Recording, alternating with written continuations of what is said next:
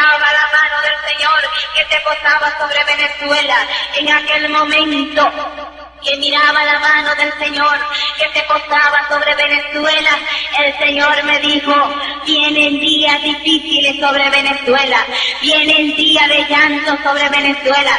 En aquel momento, Iglesia de Jesucristo, miraba, Iglesia del Señor, aquellas palabras que ya tantas veces, amigo, el Señor me la ha enseñado, tantas veces el Señor me ha hablado de ella, y miraba idolatría y hechicería. Y en aquel momento, Iglesia de Jesucristo, me dijo: viene juicio grande sobre Venezuela, viene juicio grande sobre Venezuela. Yo podía ver los lugares, y el Señor me permitía ver los lugares donde se están reuniendo para hacer reuniones satánicas, donde se reúnen los brujos y los hechiceros. Pero el Señor me dijo: no quedará nada de ellos, porque viene juicio grande sobre ellos, viene juicio grande sobre Venezuela. Pero, Iglesia del Señor, en aquel momento el Señor lloraba, y yo miraba aquel rostro que lloraba, aquel rostro precioso que lloraba triste, y me decía el Señor: mira, a un llamado a mi pueblo, allá a mi pueblo, a mi iglesia en Venezuela. Le dijo: dile a mi pueblo que es tiempo de que doblen rodillas, que es tiempo de que declaren ayuno y oración por Venezuela, para que ese pueblo vuelva su corazón a mí. Me decía el Señor que es tiempo de clamor, es tiempo de ayunar, es tiempo de que mi pueblo se una, me decía el Señor, en clamor, para que Venezuela, moradores de Venezuela, retornen su corazón a mí, y yo lo perdonaré. Me decía el Señor no quiere amigo. Tú, amigo de Venezuela, tú que no conoces al Señor, tú que has escuchado tanto la palabra del Señor, tú que has escuchado tanto la iglesia del Señor allá en Venezuela predicándote la palabra del Señor, predicándote que sí hay infierno, predicándote que sí hay cielo, predicándote que Jesucristo viene muy pronto, pero tú te haces el sordo, tú no quieres escuchar.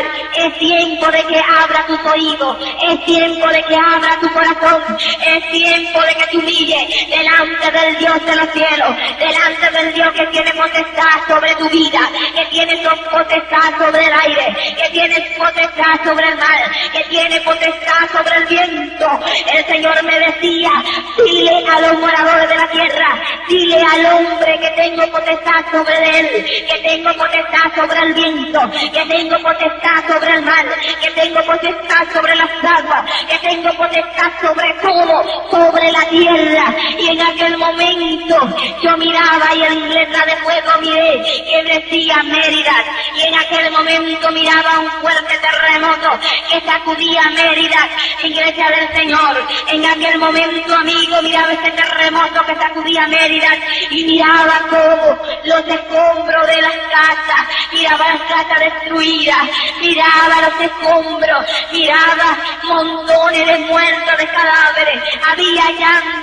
En aquel momento el Señor me decía: Esmetel, que retorne su rostro a mí. Tal vez escuche mucho estas palabras de retornar el rostro al Señor, pero continuamente el Señor llorando, y me decía: yo no quiero más para la flor del hombre, si fue lo más precioso de la creación, me decía el Señor. En aquel momento, hermano, pude mirar, iglesia del Señor, cuando el Señor me enseñaba en letra de fuego y me enseñaba Maracaibo. En aquel momento miraba cómo las aguas cubrían a Maracaibo. El Señor me enseñó a las profundidades de la tierra, y yo miraba cuando el Señor me mostraba eso, que yo no podía ver como que había fundamento debajo de la tierra y en Maracaibo. Y miré cómo las aguas cubrían a Maracaibo, cómo los cadáveres brotaban en Maracaibo. Iglesia del Señor, es menester que tú despiertes, es menester que tú hagas aquellas obras que tú has me decía el Señor, yo necesito de mi pueblo para que predique mi palabra allá en la tierra. Yo necesito de mi pueblo para que mi pueblo alente a los moradores de la tierra, porque queda tan poco tiempo, me decía el Señor. Es tiempo, hermano y amigo de Venezuela, que tú retornes, tu amigo, tu corazón a Dios, y que tu hermano haga lo que el Señor quiere que tú hagas, y es que te preocupe por las almas que se pierden, es que te preocupe por esa humanidad perdida. El pecado aumenta, me decía el Señor, el pecado aumenta, me decía el Señor, el pecado aumenta, me decía el Señor. Y en aquel momento yo miraba tantos y tantos países que están en guerra, y el Señor me dijo, hoy en Venezuela hay un único tema, y no es el futuro del gobierno de Nicolás Maduro o el referéndum revocatorio que pide la oposición. En las calles se habla exclusivamente de cómo, dónde y a qué precio se pueden encontrar los productos de la canasta básica. No tenemos comida, nos estamos muriendo de hambre los niños de hoy. En las calles de cualquier barrio, afuera de los bancos, de los supermercados, de las farmacias, los venezolanos hacen cola, como ellos lo llaman, es decir, filas interminables. Desde las 4 de la mañana, aquí están esperando pollo. ¿A qué hora llegó? No. Sí, lo llegué a las 8:30. La gente hace colas sin saber qué podrá comprar ese día o incluso si llegará un camión con productos. Es que llegue la comida, pero no llega nada. Pero no saben exactamente qué es lo que va a llegar. No, señora, jamás saben lo que va a llegar. Estamos aquí desde las 1 de la mañana, llegan las cabas y varias veces se las han llevado. ¿Dónde está la mentira? Poco a poco, aquí y allá, la actitud paciente y resignada se ha ido transformando en bruscos y súbitos estallidos de violencia. Esto es Naiguatá, la gente se está enardeciendo. Y aparecieron los saqueos. Mira cómo están robando, Aquí la barricada es humana, porque nosotros aquí estamos trancando es por comida. Como padres tenemos desesperación, porque tenemos hijos pequeños. Los niños están ahorita desnutridos, no van para el colegio por falta de comida. Es Venezuela 2016, un país entero en busca de comida. Ya son más de 7 semanas de protestas en Venezuela contra el régimen de Nicolás Maduro.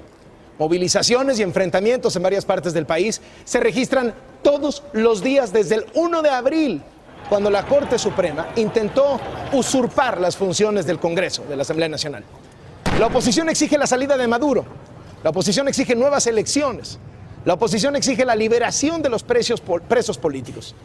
Ayer hubo más protestas en el estado de Barinas, donde pasó su infancia Hugo Chávez. La fiscalía informó que ya son 54 personas muertas durante las manifestaciones. Los chavistas, maduristas, también se movilizaron. En Caracas participaron en una marcha por la paz convocada por el presidente Maduro. Además, el presidente firmó el decreto para elegir a los 540 constituyentes que van a redactar una nueva constitución, cosa que la oposición no quiere. Las elecciones van a ser en julio. El Consejo Nacional Electoral convocó a comicios para gobernadores y consejos regionales para el 10 de diciembre. Este proceso estaba pendiente desde finales del año pasado.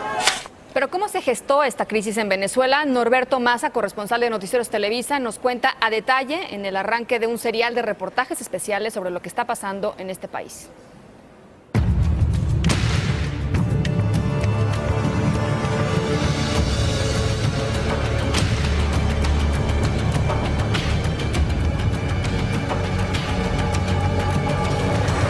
La prioridad no es hacer elecciones. Cuando haya elecciones, que el CNE las convoque no sé cuándo, en qué año.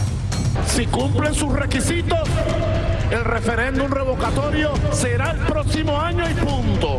Si no cumplen los requisitos, no habrá referéndum revocatorio y punto. La Asamblea Nacional de Venezuela perdió vigencia política. Es cuestión de tiempo para que desaparezca.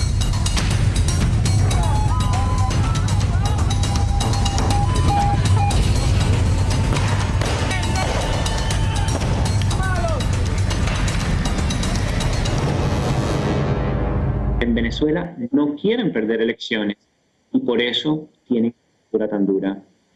Maduro no solo canceló el referéndum revocatorio promovido por la Asamblea Nacional, poder legislativo conformado democráticamente por una mayoría opositora a Maduro. También canceló elecciones para gobernadores y elecciones para dirigentes locales y el 30 de marzo, a través del Tribunal Supremo, le arrebató a la Asamblea Nacional sus facultades legislativas. Este hecho fue considerado como un autogolpe de Estado de Maduro y marcó el inicio del cuarto ciclo de protestas de la era chavista y que ya ha dejado más de 50 muertos.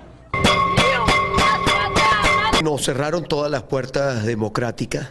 Alertamos el año pasado sobre lo peligroso que era impedir el referéndum revocatorio. Sin embargo, el gobierno lo hizo. La Asamblea Nacional fue elegida democráticamente en diciembre de 2015 por más de 14 millones de venezolanos y conformada por 2/3 partes de opositores al régimen de Maduro. Maduro modificó la ley para apropiarse del Tribunal Supremo antes de que la nueva Asamblea asumiera funciones.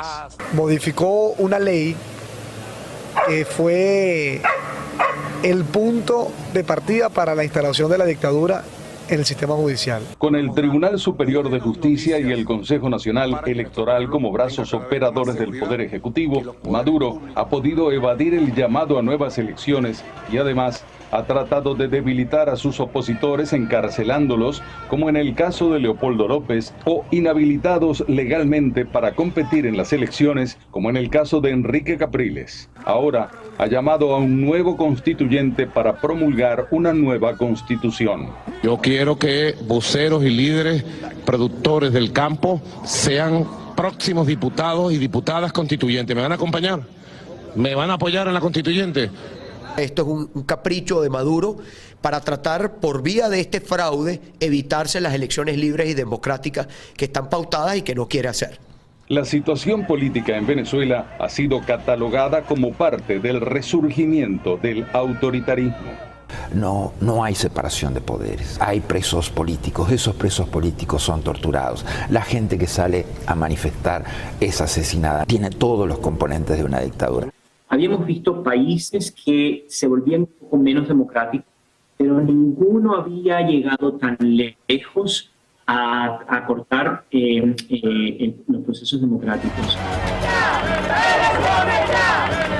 Estamos pidiendo elecciones, nada que no aparezca en la Constitución. Mañana, de la crisis política a la devastación económica en Venezuela. Norberto Massa, Noticieros Televisa.